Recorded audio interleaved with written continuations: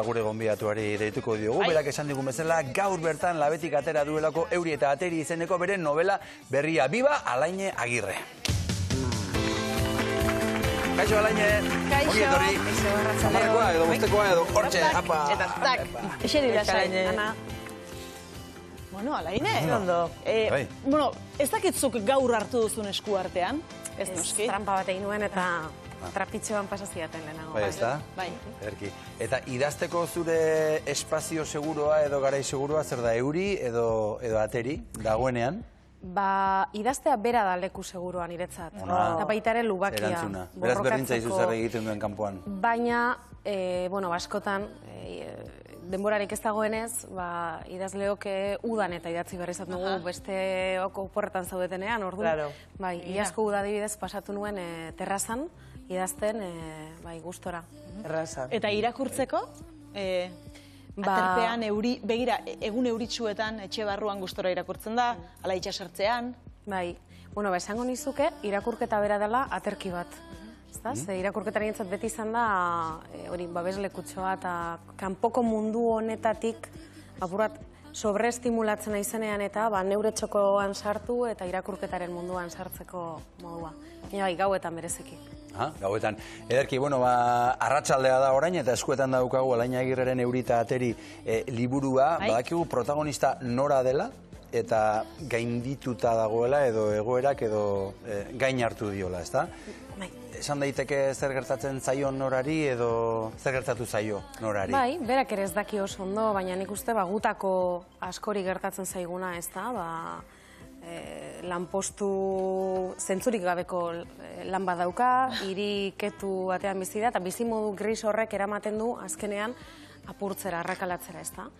Eta, bueno, orduan bizitzaren norabidea aldatu beharko du, bai. Eta kasu honetan orduan, joaten da bizi berritu nahian edo atzera edo baserrira joaten da, ez da? Pixkat, garapenaren kontrako bidea egingo balu bezala gure gaur egungo iruditerian, noski. Total, Maialen, bada, nik uste, oso intuiziotik eta idazten dut, naiz eta gero hor Sabiri kontatu didan asko kostatu zaidala, eta lan handia eskatu didala testu honen idazketak, baina nik uste askotan ez garela kontziente, eta barruan badauzkagula ideia batzuk testuetan ateratzen direnak, ez da? Eta nik uste desazkundearen ideiak badaudela liburu honetan, zeuk esan duzuna, ez da? Gutxiago egin, egoten ikasi, produzitzeak gaixotzera eramaten gaitu, ez da? Kapitalismo honek arrakalatu egiten gaitu, eta zerek osatzen gaitu eta osotu zaintzak, ez da? Naturarekin kontaktuan egotea, geure buruarekin konektatuta. Zer sortzen duzu lehenago? Igual, esan dituzun gauza horiek, honi buruz nahi dotitzen eta horrekin historio bat montatuko dut, ala, historio batek inspiratzen zaitu edo gertatu zaizun zerbaitek?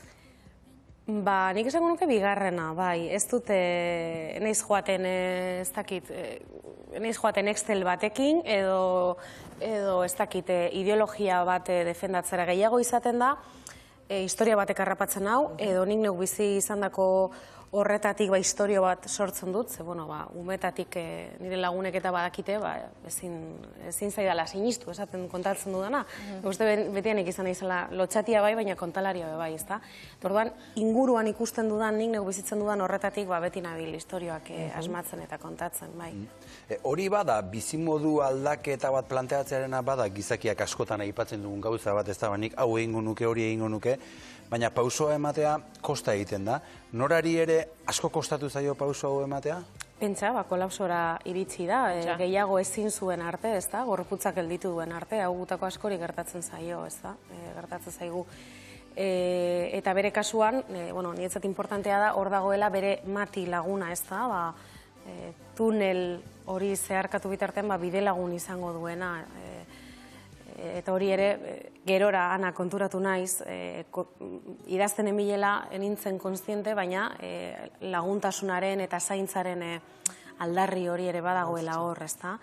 Eta, bueno, kostatzen zaio, baina pausua emango du, eta, bai, begiratzen dute larrialdietarako zaintza protokoloen eskuliburuan, ea zer egin dezaketen, bai, bai. Bai? Bai, bai. Ostra. Bai, zaintza protokoloak batzuetan aktibatu egin behar ditugu, eta, Begira, bai. interesgarria. Bai. Eta kasu honetan, bizi berritze hau, zertan oinarritu duzu? Esate baterako, zure esperientzietan badago zerbait oinarrituta? Bai, bueno, ni neu tarteka, marteka kolapsatzen naiz, ezta? Nik uste danok gaudela ohituta zoritxarrez moldatzera, etengabe, biolentatzen gaituen sistema kapitalista honetara, ezta? Egia da, beste batzuk baino gehiago, ezta? Eta hemen nahi nuen erretratatu pertsona neurodivergente batek berarentzat moldatuta ez dagoen inguruan bizi duen kaltea, ezta? Eta arrakala hori. Orduan hori izan, baina pertsona horren ezaugarrietan fokalizatu beharrean, kontatu nahi nuena zen, zelan eragiten dion berari testuinguru horrek, ezta? Ez talako norbanakoaren, esan dezagun, errua, baizik eta sistemarena, berarena, bai. Eta baserriak nola eragiten dio? Baserrian pentsatzen dugu animaliak egongo direla, lurra presente egongo dela. Horre dokumentazio lan pixka bat egin beharko zenuen, edo, behar bada asko dakizu. Egin nuen, eta esango dizuet gainera hemen dagoelako ana, Lekitxo alboan egin nuela, Mendexan, Urdoko Esterren baserrian, eta berari oso eskertuta beti horregatik. Eta liburu hauen nuen bertan idatzi, baina liburu hau idazteko bertaratu egin nintzen barrutik, ezta? Eta pentsatzen nuen, zer sentitzen dut nikan, ezta? Eta sentitzen duana edo izaten da lurra, ezta?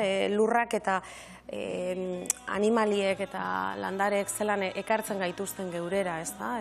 Erritmoak zelan mantsotzen diren, arreta zelan pizten zaigun, noratzen protagonistari ere ateak zabaltzen zaizkio, eta ate horietatik ateratzen dira barruan gordeta, alfombrazpian gordeta eukidituen negar eta aldarri guztiak, eta orduan, lehenengo pausua izango da, kolapso horretatik ateratzeko, lehenengo pausua izango da gelditzea, asko kostatzen zaigu danoi, sistema honek ez gaituelako gonbidatzen gelditzera, kontrara, ezta?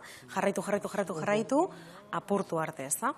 Orduan, lehenengo pausua gelditu, bigarrena da desbideratu, horra, kolapso horretara eraman zaituen bidetik desbideratu, ni gainera desbiderazioen oso fana naiz, eta hirugarrena noratzen ekartzen duen pausua izango da, baserri horretara joan, eta deseraikuntza, gorputzeko horiek atera, eta gero deseraikuntza prozesu bat egin, ezta?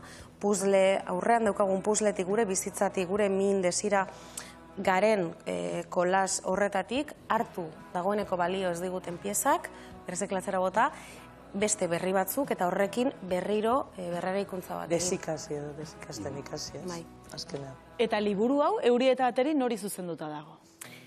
Bitu, hasi nintzen, aurre eta gazte literatura izango zelakoan, hasi nintzen bebaiana, lehen enredatu inaiz beti bezala testizut erantzun, beste historio bat izango zelakoan, eta niretzat idazketa bada etengabeko bilaketa bat, eta askotan ez dut jakiten, edo pentsatzen dut leku baterantz noala, eta zorionez batzuetan, eta horrengoan liburu honekin gertatu zait, espero nuen leku batera iristen naiz, eta zerbait berria deskubritzen dut, ezta? Horregatik oso eskertuta nago. Eta hemen uste nuen aurre eta gazte literatura idatziko nuela, eta hala da, uste dut aurrentzatetan erabentzat dela bereziki, baina ez bakarrik. Eta orain arte irakurri dutenek ere, helduek, esan izan diate, Alaine, baina hau da, mundu guztiak irakurtzekoa, eta, geruza desberdinak dauzkalako, bai. Eta narrazioan islatu omen duzu, urtaroen eta emozioen arteko talka moduko bat, ezta? Hori nola islatzen da, nola lortzen da? Bai, ez dakit eduki duzuen zuek sentsazioa, batzuetan, kanpoko martxari jarraitzera hain gaude behartuta, ezta? Iristen dela momentu bat, ez dugula sentitzen bizitza bera edo haizea edo, ezta? Eta noratzen protagonista horrela dago, hasieran hirian bizi da, eta euririk egiten ez duenean ere, ateri dagoenean ere, aterkipean bizi da, babestuta bezala dagoelako kanpoko zarata guzti horretatik. Eta baserrian gero, kenduko ditu aterki guztiak, eta hor hasiko da benetan sentitzen kanpoko urtaroak, ezta? Urtaroekin bai, jolas desente egiten dut, eta esaten dut protagonistak berak ere bere barne urtaroak dauzkala, bai. Irakurri dugu edo entzun dugu umore puntu bat ere badaukala. Bai, ez da, ze orain arte oso gai serioak ari gara aipatzen, baina umorea ere badauka. Bai, bueno, bada nire, ez dakit idatzi dezakedan, nire interesantzen zaizkian gaietaz idazten dut, eta gero askotan erreklamazio horriak eskatzen dizkiate, gordinegia dala edo ilunegia dala idazten dudana. Eta, oraingoan egia da, gai potoloak direla, baina beste, esaten nuen gaur aurkezpenean, beste dentsitate batekin atera dela, ez dut hain dentso idatzi, eta horretarako, bai, umorea izan da klabetako bat. Gero, saiatzen naiz bai gauzak oso ondo pasatu dut egia zen narratzailearen ahotsarekin. Kasik pertsonaia bat bihurtu da, narratzaile jolasti bat da, irakurleari berbetan da bilena, apur bat horre ere, literaturako molde batzuk apurtu nahi dituena, apur bat pedantea da tarteka narratzailea, zirikatzen da bi, eta hor ondo pasatu dut bai. Eta hemen jarraitzen dugu Alaine Agirrerekin, Euri eta Teri, zure lan berriarekin. Egia da liburua 3-4 aldiz hasi zenuela? Bai. Bai? Bai, ze sumatzen nuen, beste tonu bat normalean erabili ez dudana, edo horren beste erabili ez dudana, umoreagatik esaten genuen nagatik, eta beste hainbat gauzagatik, tonu berezi bat nahi nion topatu, eta batzuetan gertatzen da, hainbat proba egin behar izatea topatu guzula sentitzen, bai. Iaz irabazi zenuen Lizardi saria, eta horren ondorioa da liburu hau argitaratu izana. Esaten zenigun sari batek ematen duela horrelako bultzadizo hori, askotan sortzaileak behar duen laguntza edo hori, ez?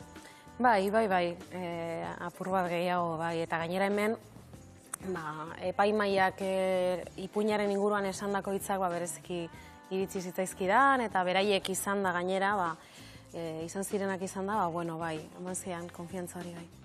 Eta Yolanda Moskerak egin dizu ilustrazioa, eta begiraritu gara oso politak dira. Da, baina... Bai, politak eta bereziak, originalak, berak jolas asko egiten du, ezta? Literalitatetik ateratzen da, apur bat testuarekin gertatzen zana, ezta? Gauza potoloak edo hainbat metafora edo egiten ditu adibidez, eta orduan irakurketa arretatsu bat eskatzen du, baina aldi berean gero, itxura naif edo minimalista nuk esango, baina badu, orduan jolasten da bil, bera bai.